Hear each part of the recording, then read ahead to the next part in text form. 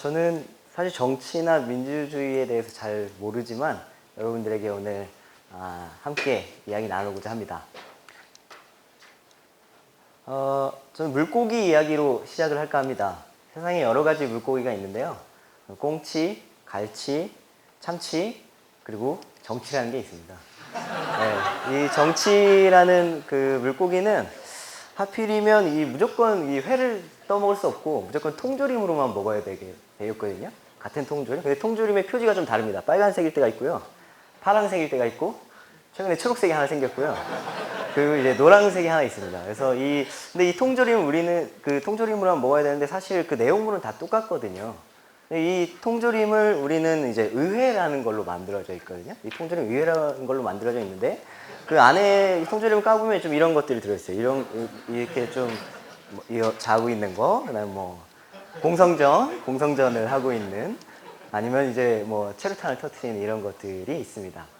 이렇게 치고받고 싸우는 이 모습이 어떻게 보면 우리가 정치라는 물고기를 인식하고 있는 것이지 않을까 싶은데, 사실 의회라는 정치가 들어있는 이 통조림 의회라는 단어는 프랑스에서 왔습니다. 프랑스에서 이제 왕을 이제 왕을 내려놓고 이제 사람들끼리 민주적으로 이야기를 할 때 테니스 코트에서 모여서 얘기했는데, 왼쪽에 앉았던 사람들은 왕 없이 이제 우리가 합리적으로 잘 살아보자 라는 이야기를 하던 사람들이었고, 오른쪽에 앉아있는 사람들은 야, 그래도 우리가 지금까지 왕이랑 같이 살았는데 어떻게 왕을 없애냐, 그래서 왕이랑 같이 한번 잘해보자 하는 사람들이 오른쪽에 앉았습니다. 그게 지금의 좌파와 우파로 나뉘게 되는 건데요. 거기 프랑스 말로의 이 의회는 이 팔라먼트라는 말하는 행위에서 온 단어입니다. 그래서 이 정치라는 게 치고받고 싸우고 뭐 총칼 피나는 그런 게 아니라 말로써 하는 것이 바로 이 의회의 역할인데요. 그 의회의 역할이 과연 우리나라에서 제대로 하고 있는지 좀 의문이 좀 들기도 합니다. 하지만 그 말로 할 수 있는 권한을 제대로 두고 있는 제도가 하나 있는데, 그게 바로 이 필리버스터라는 제도입니다. 이 필리버스터라는 어는 스페인어로 해적이라는 뜻이거든요. 이 해적들이 이제 해적 사회가 굉장히 뭐 잔인하겠지만 그 배라는 공간 안에서 굉장히 민주적이고 투명하게 선장을 뽑고 갑판장을 뽑는 그런 민족인 활동 쪽으로 운영이 되고 있었어요. 근데 이분들이 이제 나중에 미국이 이제 만들어지고 나서 정치에 뛰어들었을 때 그분들이 또 민주적으로 그 룰에 맞춰서 대화로 자기들의 의견을 개진했는데, 해적이다 보니까 굉장히 셌겠죠. 그래서 거기서부터 필리버스터라는 단어가 왔습니다. 제가 관심을 갖게 된 이유는 이 정치인이라기보다는 이 한 사람에 대한 관심 때문에, 사회적 약자들을 대변하는 이 사람에 대한 관심 때문에 이 사람이 이제 한 9시간 정도에 되는 필리버스터를 진행한 적이 있었거든요. 그래서 과연 이 사람은 9시간 동안 과연 무슨 얘기를 할까 제가 너무 궁금한 거예요. 어떻게 9시간 동안 말을 할 수가 있지? 의회라는 곳에서. 그래서 이제 너무 궁금해서 그 책을 이제 아마존에서 주문해서 이제 보던 찰나에 하필이면 그 아마존에 그 책이 도착하던 날 우리나라에서도 필리버스터가 일어나고 있었습니다. 저는 필리버스터가 일어나고 있는지도 몰랐어요. 기사에서 나오지도 않았었기 때문에, 그리고 정치에 그렇게 관심 있는 사람이 아니었기 때문에 잘 몰랐었습니다. 그래서 수창기에는 이 정도의 트래픽을 유지하고 있었습니다. 그래서 필리버스터를 처음 시작한 의원의 트래픽이 이 정도 나왔습니다. 하지만 재미있는 현상들은 네티즌들이 자연스럽게 모여가지고 이 공동의 아카이브 채널을 만들고 있었다는 건데요. 들어가 보니까 시간 얼마나 했고 언제 시작했고 어떤 내용이었고 이런 것을 체계적으로 잘 정리하고 있었습니다. 초창기 400명이 보던 이 생방송도 나중에 3만 명이 안정화돼서 볼 정도로 굉장히 많이 증가했고, 다양한 사람들이 서로 로그를 확인하면서 자발적으로 수정해 나갔습니다. 그래서 어떻게 객관적으로 이 테러 방지법 필리버스터를 봐야 되는지 집단지성으로 좋은 내용들을 서로 모아놓고, 여론조사 결과도 자발적으로 모아서 해놓겠습니다. 누가 시키지 않았지만 자발적으로 다 했었죠. 그래서 이렇게 체계적으로 진행되는 와중에, 하지만 집단지성이 항상 좋은 것만 얘기하고 있지는 않거든요. 좋은 현상만 일어나지 않기 때문에 이런 거에 좀 불편하거나 마음에 안 드는 사람들은 이런 장난을 치기도 했습니다. 예, 이런 행동, 그래서 이제 그러다 보니까 그 사이에서 룰들이 계속 자연스럽게 이 온라인 공간에서 룰이 계속 만들어지는 겁니다. 우리가 어떤 방식으로 해야 나갈지를 자연스러운 룰이 그 사회 안에서 만들어지고 있었던 거죠. 그리고 체계적으로는 이런 11일 동안의 시간이 제대로 잘 기록된 아카이빙을 네티즌들이 자연스럽게 만들어낸 결과입니다. 트래픽은 이렇게 굉장히 증가했었고, 저는 이제 와글이라는 스타트업을 하고 있는데 저희 멤버들도 이런 네티즌들의 참여 정치에 대한 관심이 너무 새로웠던 거예요. 저는 이제 초등학교 들어갈 때부터 처음부터 이제 인터넷을 하던 세대였는데, 첫 세대였는데, 이런 과정이 저도 굉장히 신기했었기 때문에 이때 뭐라도 해야겠다는 생각이 들어서 저희가 플랫폼을 하나 만들었습니다. 그 플랫폼은 바로 특정 누군가, 정치인들만이 하는 프레임이 아니라 우리 모두의 프레임으로 이야기할 수 있는 공간이 좀 필요하겠다라고 해서 필리버스터 릴레이라는, 필리버스터.이라는 사이트를 저희 멤버들이 한 10시간 만에 날을 새서 만들어가지고 만들었습니다. 간단합니다. 왼쪽에서 그 필리버스터 상황을 보면서 내가 17,837번째 주자인데 난 어떻게 생각하는지를 잘 의견을 쓰는 이 간단한 플랫폼인데요. 온라인상에서 이제 국회의원을 진정한 국민의 대변자로 얘기해주는 플랫폼이라고 매스컴을 타기, 스프레딩이 막 일어났었고, 언론사에서도 다양하게 디지털 필리버스터라는 이름으로 활성화되었었습니다. 근데 재밌는 일은 이런 일이 생긴 거죠. 우리 국민들은 필리버스터가 시작되자마자 필리버스터 사이트를 만들어서 테러 방지법에 대해 수많은 목소리를 올리고 있고 지금도 끊임없이 올라오고 있습니다. 본 의원이 모두에 말씀드린 대로 오늘 저의 필리버스터는 시민의 필리버스터입니다. 네, 이렇게 얘기한 이 의원 덕분에 다양한 사람들의 의견이 실제 국회의원의 입으로, 우리의 대리인인 국회의원의 입으로 사람들의 모든 의견들이 나오기 시작한 겁니다.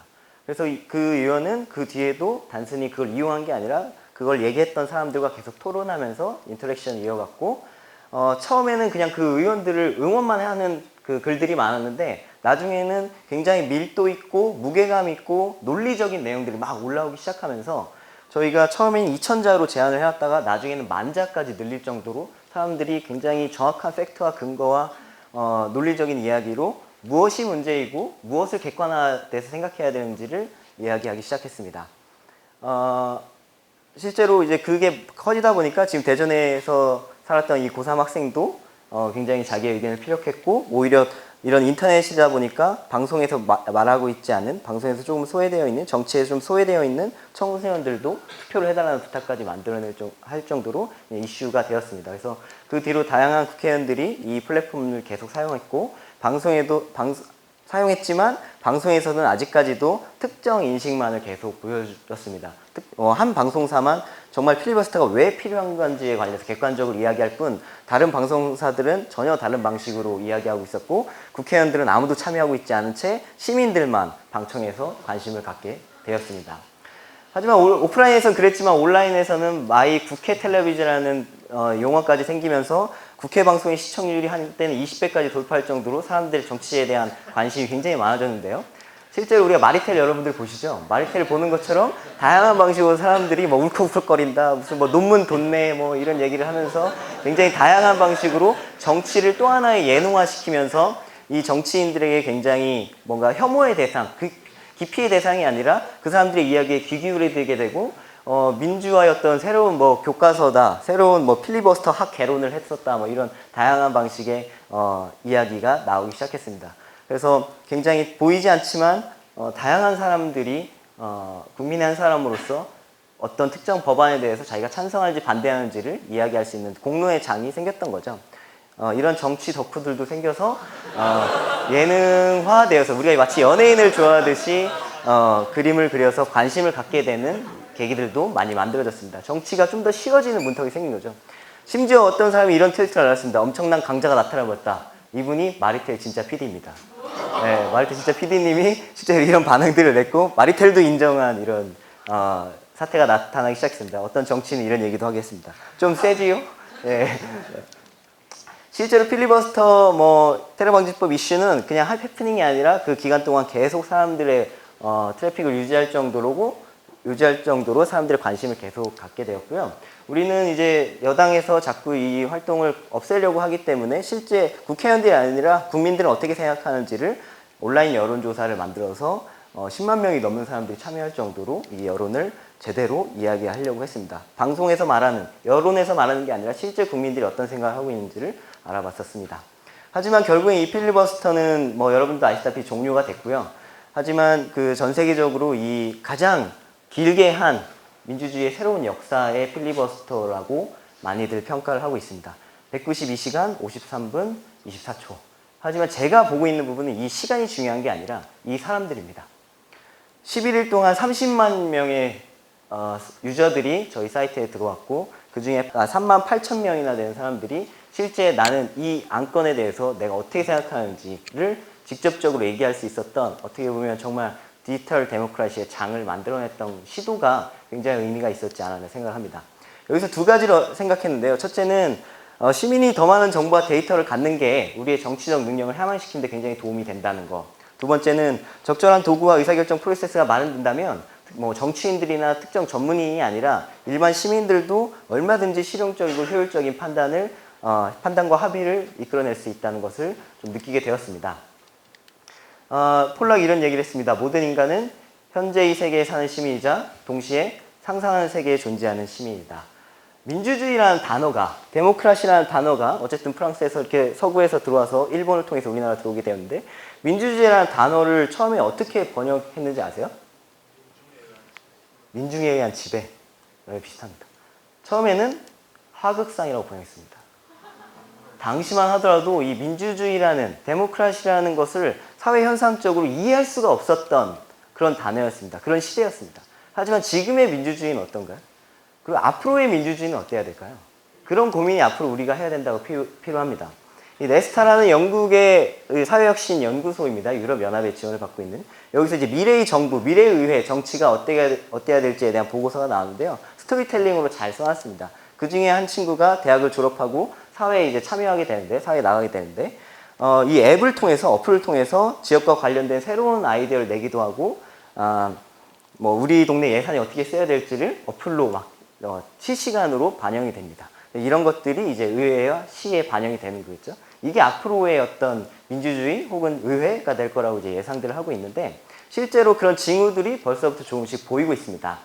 이 디사이드 마드리드라는 마드리드의 시민 플랫폼인데요. 여기 모토는 이겁니다. 도시를 사랑해라. 그러면 도시도 너를 사랑하게 될 거다라는 어떤 모토로 시민들이 다양한 방식으로 참여할 수 있습니다. 뭐 디지털 세대에 맞게끔 이제 정부가 뭐 시민들의 의견을 적극적으로 받아들이고 SNS를 잘 활용하고 뭐 그런 걸 만들겠다고 10년 동안 220억이나 투자했지만 제대로 만들지 못했거든요. 그거에 분노한 이 개발자 출신 이 사람이 시민들을 직접 만나고 다니면서 내가 선거에 뛰어들어야겠다라고 해서 사람들을 만나서 무엇이 필요하고 어떤 게 좋은지를 다 듣고, 시민들이 뭘 모르는 게 아니다. 하지만 이거를 정치인들이나 의회에 얘기할 수 있는 도구가 없었다. 그래서 그 도구를 만들어서 시민들이 직접 함께 만들어 나가는 도시를 만들겠다라고 한 이 사람이 실제로 당선도 되고 이 디사이드 마드 플랫폼을 훨씬 더 효율적으로 만들어냈습니다. 그래서 다양한 시민들이 예를 들면 자전거 도로에 관한 이슈에 대해서 4,000명이나 되는 시민들이 찬성 반대, 왜 찬성하고 반대하는지 보팅까지 하면서 다양한 플랫폼으로 만들어내고 토론을 하고 있고요. 실제로 마드리드 예산, 전체 예산 중에 800억 정도는 이 100% 온라인으로만 정해서 사람들이 다양한 방식으로 토론을 하면서 무엇이 우리에게 실제로 필요한지 온라인 공간에서 합의하고 토론하고 만들어 나가고 있습니다. 두 번째 사례는요, 핀란드에 있었던 사례인데요. 아주 행복한 가정에 이제 딸이 2명이 있었는데, 이 딸들이 우연치 않게 교통사고에 당한 겁니다. 그래서 한 친구는 안타깝게 생명을 잃게 되었고, 한 친구는 장애인이 되었습니다. 그래서 그 뺑소니 범을 좀 찾아봤더니 이 사람이 알고 보니까 음주운전을 했던 거예요. 그러니까 이 부모님 입장에서 얼마나 속이 상하겠어요. 그래서 이 친구를 굉장히 처벌을 강하게 주고 싶었지만 결국에는 6년 이하의 징역을 받지밖에 않았거든요. 근데 이유를 봤더니 음주운전을 하긴 했지만 핀란드의 법상 음주운전 거리에 비례해서 처벌하고 있었기 때문에 굉장히 짧은 거리밖에 운전하지 않았어서 처벌을 별로 안 받게 된 거죠. 근데 이런 법이 너무 잘못되어 있다라고 느낀 이 부모는 SNS를 통해서 청원 운동을 하기 시작했고, 많은 사람들이 이걸 공감해주자 다양한 어떤 개발자들, 기획자들까지 함께 모여서 이 사이트를 만들어냈습니다. 이 오픈미니스트라는 사이트에 사람들이 갖고 있는 문제들을, 어떤 법이 좀 개정해야 되고 혹은 이런 법은 새로 필요하다 하는 것들을 자발적으로 올려서 그거에 공감하는 사람들이 전체 국민의 2%인 5만 명의 온라인 청원을 해주게 되면 그 법이 자동으로 국회에 회부되는 그런 시스템을 만들어냈습니다. 그걸 위해서 또 헌법까지 바꿔냈고요. 오픈미니스트리는 이제 다양한 안건에 대해서 사람들이 이야기하고 그거를 법조인들과 함께 만들어서 5만 명의 설명을 받아서 실제 법을 만들어내는 사이트입니다. 그래서 저희는 이런 방식이 앞으로도 한국 사회에서도 가능할 거다. 와글와글한 군중이 다양한 방식으로 정치 참여할 수 있는 일이 가능할 거라고 보고 그걸 스타트업 방식으로 풀어나가려고 하고 있습니다. 저희는 아트 민주주의, 이 ART 약자인데요. 그러니까 책임질 줄 알고 좀 반응하고 우리가 하는 시민들이 이게 반응하고 그리고 정부가 투명하게 운영되는 이 아트 민주주의를 꿈꾸고 있습니다. 그래서 저희가 만들었던 프로젝트 중에 몇 가지를 소개해드리면 우리가 아트 민주주의에 참여하기 위해서 우리 스스로 알아야 되거든요. 그래서 첫 단계로는 나와 가장 비슷한 국회의원들을, 그러니까 나가는 법안에 대해서 이렇게 생각하는데 그 법안에 대해서 어떻게 생각하는지를 나와 비슷한 법안에 찬반을 하는 투표를 하는 그 국회의원들을 도플갱어를 찾아주는, 그래서 내가 어떤 의원과 가까우면 어떤 의원과 먼지 이걸 데이터를 찾아주는 서비스고요. 두 번째는 당이 이제 21개나 있는데 이 당들이 어떻게 이야기하고 있는지를 분석해서 내가 이 문제를 풀게 되면 나랑 가장 비슷한 정당을 찾아주는 서비스들을 만들어내고 있습니다.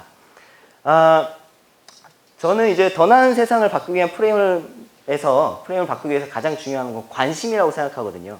이 관심을 어떻게 만들어 나가는가 굉장히 중요하다고 생각합니다.